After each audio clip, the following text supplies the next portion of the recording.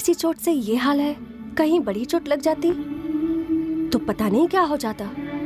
बेचारा, बुखार जब तक नहीं जाता तब तक ये यहीं रहेंगे, कैसे चलेगा? नहीं नहीं, मुझे डरने की क्या जरूरत है, ये तो इंसानियत है। एक अनजान को अपने घर पर ऐसे रखना ठीक नहीं है। चुप रह, कुछ तो तरस खा।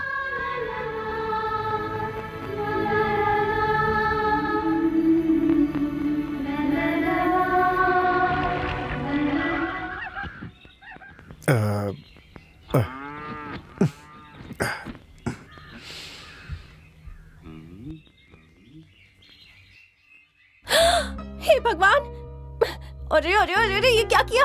मेरी नई नई साड़ी फाड़ दी। बस 2 ही बार पहनी थी मैंने। कितने पैसे जमा किए थे, मेले से ली थी जाकर। अरे चालू माल था तभी तो जल्दी फट गया, बिल्कुल लोकल। क्या कहा? एक तो साड़ी फाड़ दी, ऊपर से नुक्स निकाल रहे हो। नहीं, अगर तुम बुरा ना मानो तो तुम्हें दूसरी साड़ी दिला दूं? क्या कहा? साड़ी दिलाओगे? लहंगा भी दिला देना। लेकिन तुम होते कौन हो? तुम्हारे मन में आखिर चल क्या रहा है? मेरे मन में ऐसा कुछ नहीं है। पहले तुम ये जो झाड़ू है ना, इसे नीचे रखो। औरत को गुस्सा आता है तो वो बिल्कुल काली बन जाती है, या फिर संसार को जलाने वाली आग। ऐसी बात नहीं है, मैं गुस्से में होती हूँ तो कुछ भी बोल जाती हूँ। हे भगवान।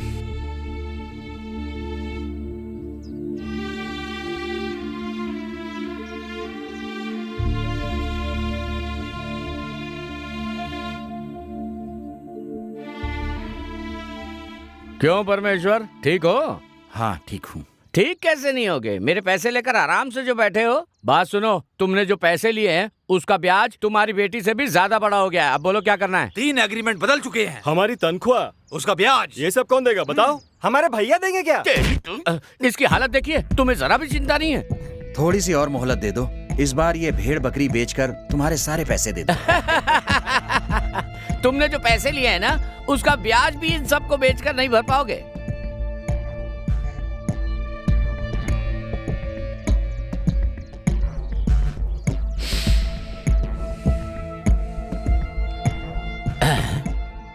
सुन रहे, ये कब आया? रात भर तेरे घर में ही था क्या? 2 जवान जोड़े एक साथ 12 घंटे अकेले रहे हैं। गांव की इज्जत की परवाह है कि नहीं? ये सब पाप हो रहा है, इसलिए हमारा गांव बर्बाद हो रहा है। चुप रहिए, बिना जाने परखे ऐसा मत बोलिए। देखिए, मैं आपका पैसा दे दूंगा। मैं क्यों तुम्हारी बात सुनूं? मैंने तुम्हें पैसे दिए हैं, उसका ब्याज लेने के लिए मैं यहाँ आया हूँ। उस दिन जब मैं घर आया था तो तुमने कहा अंदर मत आओ, मेरे घर में जवान लड़की है, मेरी इज्जत चली जाएगी। आज शहर से पतलून पहन के एक लड़का क्या आ गया, रात भर उसे अपने घर में रख लिया। जवान लड़का घर में रहा, अब इज्जत नहीं गई तुम्हारी। अब पूरा गाँव नहीं हंसेगा तुम पर। अब देखो, अब तो ये भी हंस रहा है तुम पर। इसी धंधे में असल डालने की जरूरत नहीं, किसी भी तरह का लगान नहीं लगता। ऐसे लोगों का खजाना कभी खत्म नहीं होता। ए, तू कौन है? तेरा यहाँ क्या काम है? तू कौन है? भाई है ये, पहचानते नहीं क्या? साहूकार है। बहुत पहुंचे हुए हैं। ब्याज के नाम पे जो भीख मांगते हैं, ये वही है ना? ए, हाथ बदन से अलग कर दूंगा, समझा?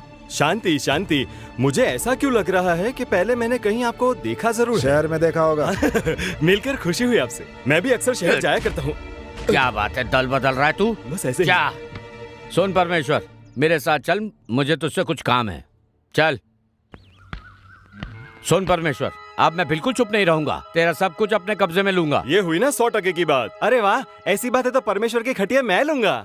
ऐसी बात है तो इसके घर में जो सोने की मूरत है, इसकी बेटी लक्ष्मी। वो मेरी है। सुनो, होश में रहकर बात करो। ये मत समझना कि तुमसे कोई बात पूछने वाला नहीं है। कर्ज मैंने लिया है, मेरी बेटी ने नहीं। लगता है तुमने महाभारत नहीं पढ़ी।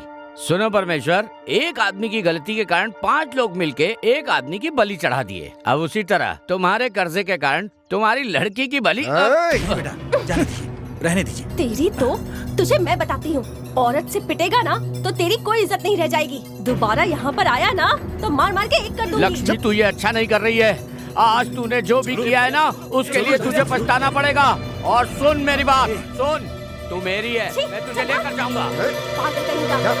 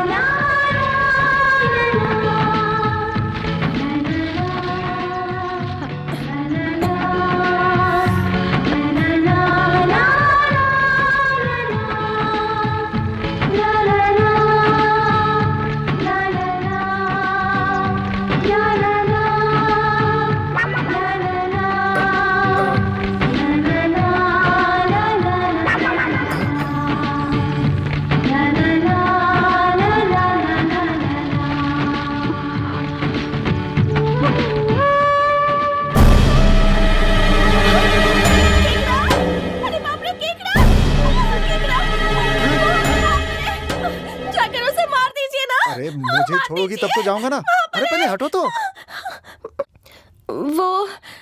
वो केकड़ा देख लिया तो उसे देखकर डर गई, इसलिए।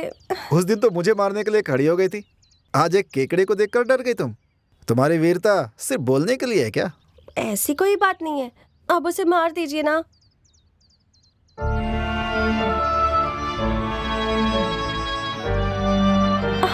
अरे ये क्या किया? मार दीजिए वरना दोबारा आ जाएगा। रास्ते में चलते समय चींटियां पैर के नीचे दबकर मर जाए तो जैन मुनि बहुत दुखी हो जाते हैं। अब मेरा दिल इतना बड़ा तो नहीं है, लेकिन कम से कम ऐसे किसी की हत्या नहीं कर सकता। इसका मतलब आप मांस मच्छी नहीं खाते क्या? खाता हूँ, बकरे का खाता हूँ और मुर्गे का भी खा लेता हूँ कभी कभी।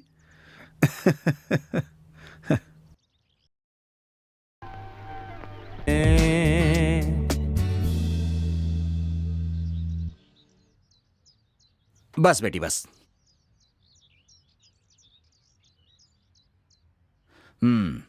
शहर का खाना खाने की आदत हो गई है। गांव का सीधा साधा खाना अच्छा नहीं लग रहा है। बिना स्वाद का खाना, बिना खुशियों का जीवन, बिना विश्वास का भविष्य, बस ऐसे ही हमारी जिंदगी चल रही है। हाँ, जब मेरी हालत अच्छी थी तब आए होते तो बात अलग होती। भोजन के लिए दौलत नहीं देखी जाती। भगवान कृष्ण ने अमीर के घर के पकवानों का त्याग करके सुदामा के दिए हुए चावल ही खाए थे। तुम ठीक कह रहे हो बेटा। सुदामा के घर भगवान कृष्ण ने भोजन किया, इसी वजह से माता लक्ष्मी का वास उनके घर पर हो गया था। तुम्हारे भोजन करने से हमारे दिन बदल जाएं। आप ऐसा क्यों कह रहे हैं? इस घर में तो पहले से लक्ष्मी रहती है। ये सब तो ना बस कहने की ही बातें हैं। मेरे पिताजी कोर्ट कचहरी से निकलते कहाँ हैं? मेरी किस्मत में तो यही है। परेशान मत हो बेटा। अपनी गरीबी के कारण ही बेटा मैं तुम्हारी शादी नहीं कर पा रहा हूं। जैसे दिमाग पेड़ को खोखला कर देता है, वैसे ही तुम्हारी चिंता दिन रात मुझे खोखला करती चली जा रही है। मैं तो अब बूढ़ा हो गया हूं, न जाने कब ऊपर वाले के यहां से बुलावा आ जाए। सोचता हूं अपने जीते जी इसकी शादी कर दूं, लेकिन उस शाहूकार से लड़ने के लिए मेरे अंदर अब वो ताकत नहीं। आप चिंता मत कीजिए। ऊंचे पेड़ों और पहाड़ों पर ही शहद मिलता है, जो खाने में बहुत मीठा होता है। दुख से लड़ने पर ही इंसान को जीत मिलती है। बेटा, तुम्हारी बातें सुनकर मुझे बहुत तसल्ली मिली है। अब सब कुछ अच्छा होगा, ये मेरा विश्वास है।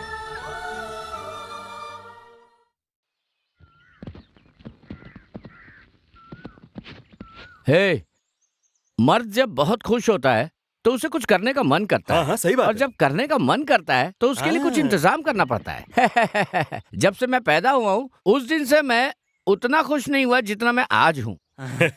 हाँ भैया। उठ जा बे। और तू भी उठ।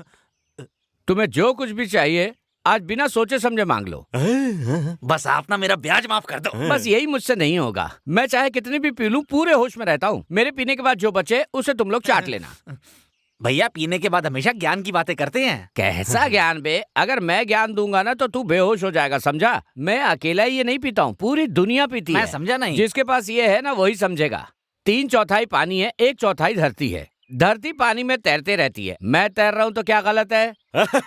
बस इस ज्ञान की बात के लिए भैया को डॉक्टर की उपाधि भी दे सकते हैं। क्या ज्ञान की बात कही है? भैया मेरा भी एक सवाल है। ये रेडियो का आविष्कार किसने किया है? एडिशन। मेडिसिन। अरे पूरे साल बीमार रहने वाले वो मेडिसिन नहीं एडिसन है।